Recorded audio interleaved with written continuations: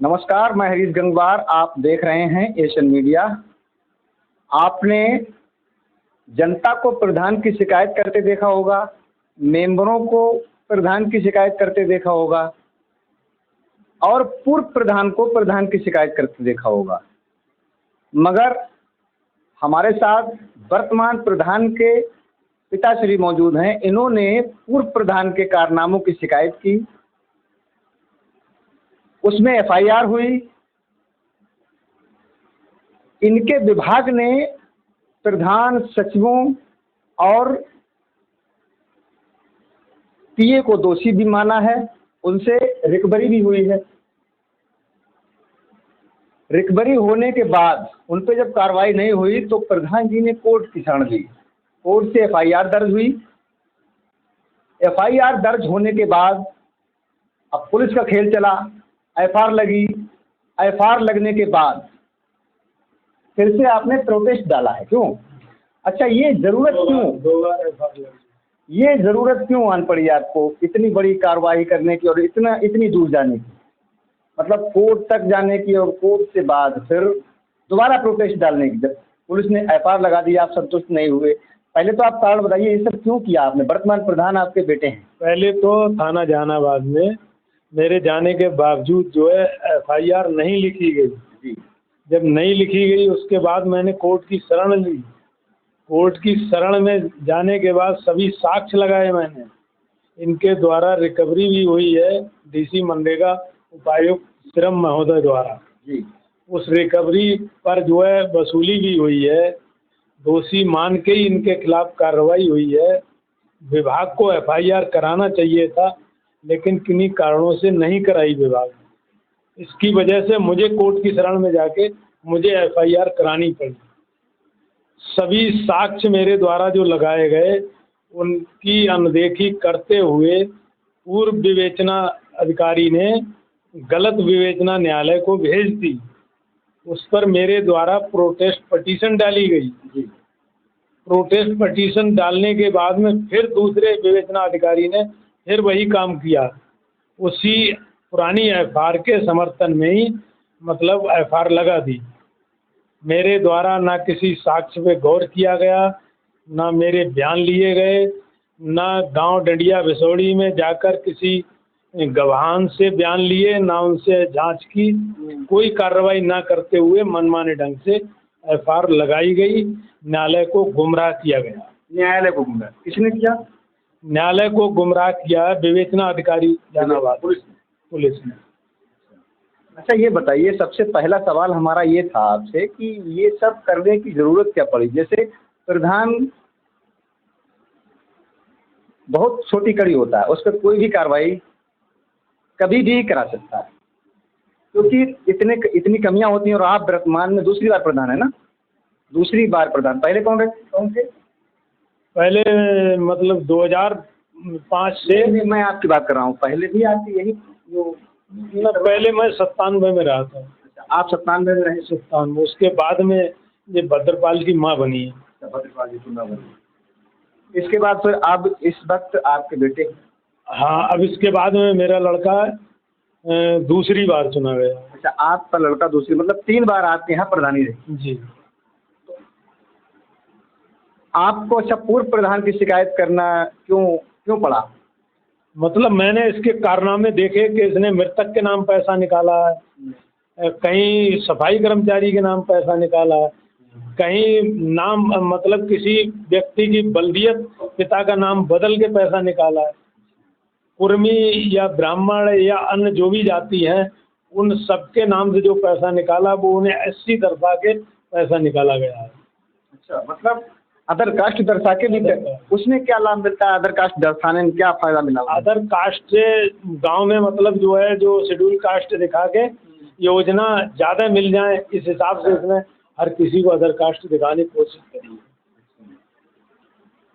तो एक लड़का है अशोक कुमार, जिसकी जो है 2009 में मर्डर हुआ था उसका। उस आदमी को इसने 2012 तक लगातार जिंदा दिखा के मनरेगा का पैसा निकाला। अच्छा। मर्डर हुआ था? अच्छा, मर्डर हुआ तो उसका मर्डर हुआ है, पुलिस केस हुआ है, थाना जहानाबाद में पोस्टमार्टम भी हुआ होगा। FIR दर्ज है, पोस्टमार्टम भी हुआ है। उसके नाम से पैसे निकाले? पैसा निकाला, उसकी रिकवरी हुई? उसकी रिकवरी इससे की गई है, मतलब इन्हीं सब से की गई है। पता नहीं मुझे कि किस किस पर कैसे क्या दिखाया गया। अच्छा, वो जो रिकवरी हुई है उसका आपको कोई कागज, कोई पत्र मिला? मेरे पास मैंने ऑनलाइन जो रिपोर्ट जो है DC मनरेगा की जो है निकाली है, तो उसमें सारी रिपोर्ट्स मौजूद हैं। अच्छा, एक टीए साहब से हमने जानकारी ली थी, इसमें तो उन्होंने कहा था कि इसमें रिकवरी हुई 30 हज़ार के करीब में रिकवरी हुई। 58,493 के करीब है ऐसी। अच्छा, जो 6 लोगों पे दिखाई है रिकवरी। अच्छा, तो आप अपने विभाग से संतुष्ट नहीं हुए, कोर्ट जाना पड़ा, क्या लगता है आपको? भ्रष्टाचार, जैसे योगी जी कह रहे हैं कि जीरो टॉलरेंस की नीति पर काम करने के लगातार निर्देश दे रहे हैं अधिकारियों को, क्या लगता है आपको पहले से भ्रष्टाचार कम हुआ है या बढ़ा है? भ्रष्टाचार तो मतलब बढ़ ही रहा है बराबर, और जो काम प्रशासन को करना चाहिए था वो मुझे करना पड़ा। अच्छा, आप वर्तमान प्रधान हैं, सबसे मेन बात, आप वर्तमान प्रधान, आप पुत्र हैं, तो आपको नहीं लगता कहीं ना कहीं आपसे भी कमियां हो रही होंगी? नहीं, हम जो लड़का प्रधान है, कोशिश यही कर रहा है कि मुझसे जो है अच्छे से अच्छे काम करूं और मुझे कहीं जो है गलत किसी रूप में कोई कार्य ना करना पड़े। जैसे खबरें आती हैं कि अधिकारी कमीशन की बातें आती हैं, तो बगैर कमीशन के कैसे काम कर रहे हो आप इस समय प्रधानी में? जबकि बगैर कमीशन के, जैसे खबरें ऐसी मिलती हैं कि बगैर कमीशन के कोई काम नहीं होता है। अगर कमीशन दोगे तो फिर भ्रष्टाचार करोगे, और बगैर कमीशन कैसे काम कर रहे हो? वो लड़का प्रधान है, इसलिए मुझे जो है जानकारी नहीं है। उसके बारे में आपको जानकारी, मतलब आपके द्वारा ये कार्रवाई करी? मैं अपने ईमानदारी से चलता रहा अपने कार्यकाल में, और मैंने किसी प्रकार का नाजायज दबाव भी बर्दाश्त नहीं किया। क्या मामला क्या था, प्रकरण क्या था, शुरुआत कहाँ से हुई, किस तरह से हुई, क्या? शुरुआत 2005 से 2010 और 2010 से 2015 तक। आपकी शिकायत की शुरुआत कब से हुई? 2021 में शायद। 2021 में आपने शिकायत करी? डेट मौके का भी याद नहीं है मुझे। अच्छा। लेकिन 2 कार्यकाल का मैंने जो है पूरा चिट्ठा जो है साक्ष्य सहित जो है दाखिल करके जांच कराई मैंने मुख्यमंत्री पोर्टल के द्वारा। उसकी कापी जिलाधिकारी महोदय को दी, जिस पर जांच हुई। DC मनरेगा साहब ने मतलब मेरी बात को सही माना, और जो जिनके खिलाफ मैंने शिकायत की उनको दोषी मान के उनके खिलाफ कार्रवाई की गई। लेकिन FIR जब दर्ज नहीं हुई, विधिवत कार्रवाई नहीं की गई, तब मुझे न्यायालय की शरण में जाना पड़ा। न्यायालय से कितना रिस्पांस मिला अभी तक? न्यायालय ने मतलब जो है, क्योंकि आदमी जब प्रशासन से विश्वास उठ जाता है तभी आदमी न्यायालय जाता है। न्यायालय ने मेरी बात पे, मेरे साक्ष्यों को देख के भरोसा किया, और जिसके बाद जो है अपने स्तर से कार्रवाई शुरू की। जो जांच भेजी जहानाबाद के लिए, वो विवेचना अधिकारी ने गुमराह करते हुए मेरे साक्ष्यों पर ध्यान ना देकर गलत विवेचना न्यायालय में पेश कर दी। उसके बाद मैंने फिर, न्यायालय ने जब मुझसे जो तलब करके पूछा कि आपके केस में FIR आई है, क्या प्रोटेस्ट डालेंगे, मैंने दोबारा फिर प्रोटेस्ट डाली। उसके बाद में बार बार लगातार FIR पुलिस मनमाने ढंग से लगा रही है, लालच बस। इसमें और कुछ हो सकता है, जैसे कोर्ट अपना निर्णय नहीं ले सकता। अगर पुलिस इस तरीके से काम कर रही है तो न्याय कैसे मिलेगा? अब वो कोर्ट के अधीन मामला है, कोर्ट जो चाहेगा कार्रवाई करेगा। लेकिन मेरे हिसाब से दोनों विवेचनाधिकारी कोर्ट में दोषी साबित होंगे।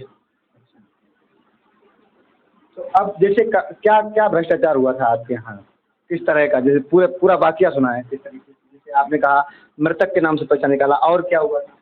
एक सफाई कर्मचारी है चंद्रपाल पुत्र जगदीश प्रसाद, वो पूरनपुर में उस समय जो है मौजूद है, सफाई कर्मचारी के अपने कार्य कर रहा है, और उसी दौरान उसको जो है नरेगा का पैसा निकाला गया है, जिसमें वो दोषी सिद्ध हो चुका है। एक जो है विपुल कुमार लड़का, जिसको प्रधान ने अपना जो है नाती मान के, मतलब अपने लड़के का नाम उसके बाप की जगह पे विपुल पुत्र अशोक कुमार होना चाहिए, लेकिन विपुल पुत्र संतराम दिखाया है। प्रधान ने अपना सगा नाती माना है, और जो है नहीं। नहीं है। वो ब्राह्मण है और ये कुर्मी है, लेकिन सबको एससी दिखाया है। अच्छा, नहीं ऐसी दिखाया है तो अपना नाती कैसे, ऐसी में कैसे नाती कर दिया? वो तो मतलब मनमानी की है, वही तो एक जालसाजी है। अच्छा, जालसाजी में ही तो इन पे जो है 5 धाराएं लगाई गई हैं। इसमें कौन कौन शामिल हैं, किन पे एफआईआर हुई है? एक 3 पंचायत सेक्रेटरी हैं, एक हरवंश कुमार, एक राम प्रकाश मौर्य और एक जो है वो है राजा तोमर। अच्छा, 3 हो गए। एक टीए साहब हैं मोहम्मद अजहर। अच्छा, टीए साहब का क्या रोल रहता है? टीए एस्टीमेट बनाते हैं, एस्टीमेट करते हैं, हम भी करते हैं। बाकी आपका तो मेन रोल होता होगा। बाकी मेन रोल किसका होता है? मेन रोल तो प्रधान का ही है, प्रधान और सचिव वगैरह यही इन्हीं का होता है। रोजगार सेवक भी तो होता है इसमें, हाजिरी लगाता है। रोजगार सेवक ने उस समय जो जांच में गए थे डीसी मनरेगा साहब, उनके सामने बयान दिया है कि मेरे फर्जी मोहर और दस्तखत खुद प्रधान पुत्र बनाया करते थे और मेरे नाम से पैसा निकाला करते थे। उस समय प्रधान जो है भद्रपाल की माता जी। भद्रपाल की माता थी, लेकिन पूरा जो खेल है वो भद्रपाल के ही द्वारा किया जाता रहा। पूरा कार्यकाल वही चलाते रहे। केवल मनरेगा में भ्रष्टाचार हुआ है, बाकी और? मनरेगा में और ग्राम निधि वगैरह सभी में भ्रष्टाचार है। ग्राम निधि में भी हुआ है? सब में, सब जो कारण दिखाए गए हैं वो गलत ढंग से दिखाए गए। तो अब आप चाहते क्या हैं? न्याय आपको नहीं मिला, कितना समय हो गया? लगभग 3-4 साल होने जा रहे हैं। अच्छा, आप वर्तमान प्रधान हैं, अधिकारियों से भी मिलते जुलते रहते होंगे। वर्तमान प्रधान आपके पुत्र हैं, आपके पुत्र तो मिलते ही रहते होंगे। अपने अधिकारियों से क्या उम्मीद है? अपने अधिकारियों से उम्मीद है क्या? मामला कोर्ट में चल रहा है?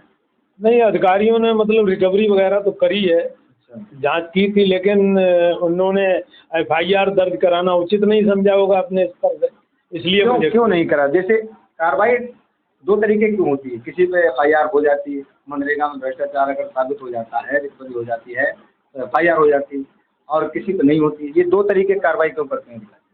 हो सकता है अपने उसने किसी प्रभाव में भद्रपाल ने जो है अधिकारियों साठगांठ करके ना की गई हो एफआईआर, लेकिन मेरे द्वारा इतनी बड़ी जालसाजी ही कह सकते हैं इसे, जालसाजी भी कह सकते हैं, क्योंकि मरे हुए आदमी का पैसा निकालना या किसी सफाई कर्मचारी का वो ड्यूटी पे तैनात है उस पीरियड में पैसा निकालना, जालसाजी। मनगढ़ंत घटना जो है जो दर्शाई गई है, जो कागज इन्होंने बना के जालसाजी की है, उसी पे 5 धाराओं में मुकदमा न्यायालय से आदेश करके जहानाबाद में एफआईआर दर्ज हुई है, जिसमें एक धारा 467, 68 और 471, 409, 420 कुल 5 धाराएं लगाई गई। इतनी गंभीर धाराओं में मुकदमा पंजीकृत हुआ, इसके बाद भी पुलिस ने किसी को भी नहीं पकड़ा। पुलिस लालच बस अपने लगी रही, पैसा पैदा करती रही। नहीं, जो है जहानाबाद पुलिस का मामला है ना, जहानाबाद थाना लगता है। सारी चीज़ें, आधे साक्ष्य तो जहानाबाद में खुद मौजूद हैं, उनकी भी अनदेखी करके एफआईआर लगाई गई। मेरा पूरा प्रयास है, न्यायालय में मैं प्रयास कर रहा हूँ और न्यायालय से मुझे उम्मीद है कि न्याय मिलेगा, इन सबके खिलाफ कठोर कार्रवाई होगी, ये विश्वास है। विश्वास है। समझौते का तरह तरह से दबाव डाल रहे हैं, लेकिन मैं किसी तरह कौन आया समझौते के लिए? जैसे कोई आया अभी? वो अपने लोगों को भेज रहा है, तरह तरह से सिफारिशें डलवा रहा है, लेकिन मैंने मना कर दिया कि मैं कोई समझौता नहीं करूँगा।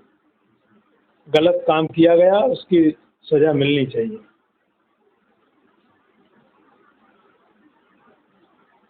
तो देखिए आप, ये वर्तमान प्रधान के पिताश्री हैं, जिन्होंने पूर्व प्रधान की शिकायत की, कार्रवाई हुई, एफआईआर दर्ज हुई, रिकवरी हुई, मगर कोई भी आदमी अभी तक कार्रवाई से संतुष्ट नहीं, उतनी कार्रवाई से संतुष्ट नहीं।